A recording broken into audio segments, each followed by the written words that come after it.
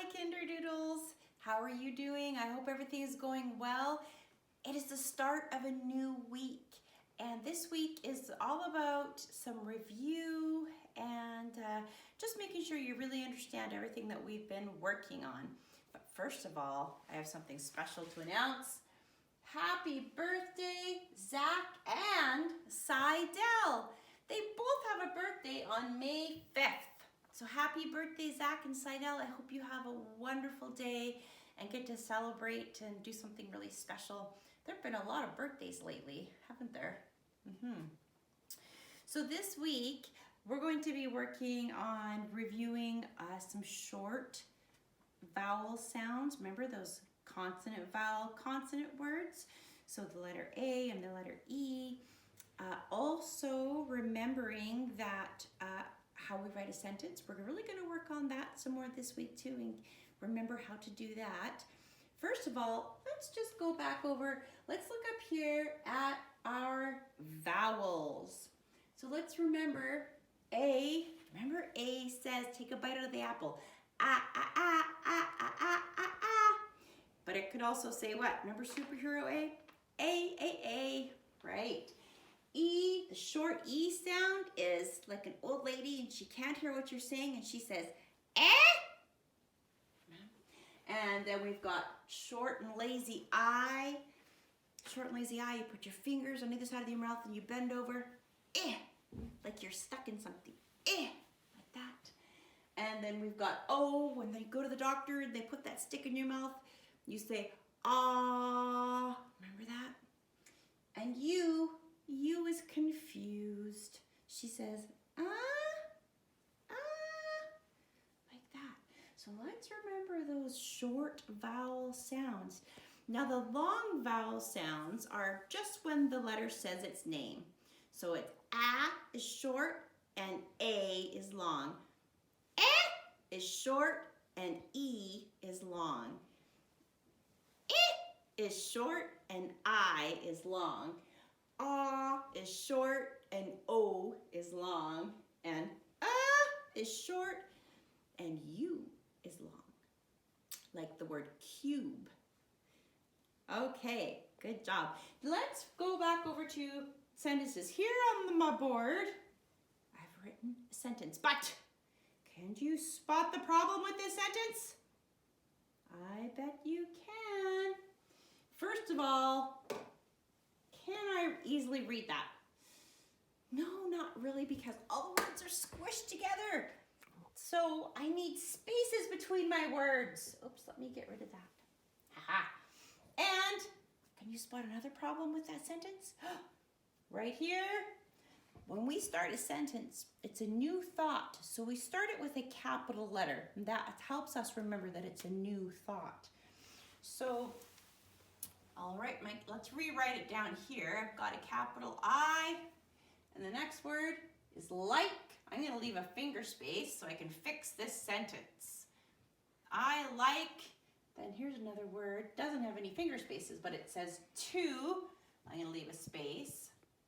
To, here's the next word, eat, finger space, eat.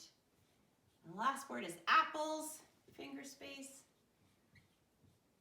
apples, and at the end of my sentence, I need to put a punctuation. Remember, a period, a question mark, or an exclamation mark if you're excited. So in this case, I'm just gonna put a period there. That looks much better than this one. So this week, you're gonna be working on writing proper sentences, and I'm sure you'll have fun doing that. Just do the best you can. Doesn't have to be perfect. Okay. In Bible, you're gonna be talking about Joseph. Joseph was the son of Jacob and one of his wives, and you're going to read a few little stories about Joseph and draw some pictures and write a sentence for me.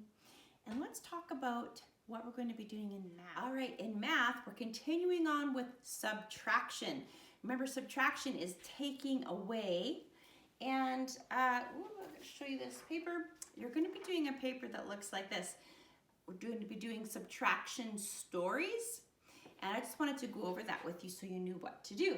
So my first one is, it says woof, woof, meow. And here's the problem. I have 7 dogs and 4 cats. How many fewer cats do I have than dogs? Fewer is another way to say less. So even just looking at the picture here, you can definitely tell that I have fewer cats than dogs. I have less cats than dogs, right? So when you get your paper and you read the problem, you're going to draw a picture because that helps us think about it. So that's what I did. I drew my 7 dogs, 1, 2, 3, 4, 5, 6, 7. And then I drew 4 cats, 1, 2, 3, 4. Now I need to figure out how many fewer cats I have than dogs.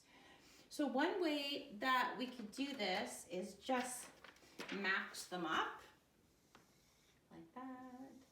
That one goes there, that one goes there, and that one goes there. So these ones have a match, but look at this. There's 3 dogs here, but there's no cats that match.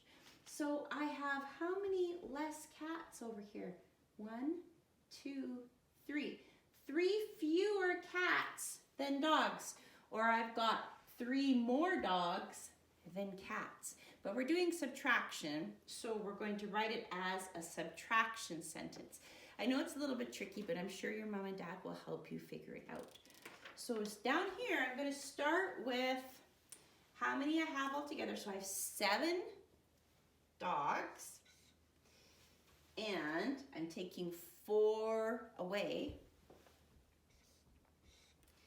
And what do I have left over? 3. 7 take away 4 equals 3. And then I'm going to do a number bond. Remember, we've done those before in addition. So in the big circle, I'm going to put 7. It's my big number. And then these 2 circles are for the 2 numbers that that 7 is made up of. So I've got 4 and 3. So I'm just using my 3 numbers from my subtraction sentence here over into my number bond here, okay? So have fun, and there's also some subtraction games that I'm sending home that you can play as well, so that will be lots of fun. And, oh, and I have something another fun thing I wanted to show you too. Right. I thought this week it would be fun to do some art. So here is my art project, ta-da! It is a sunflower, and I've got a stem and a leaf. What do you think these are? Roots, that's right. And here's the petals.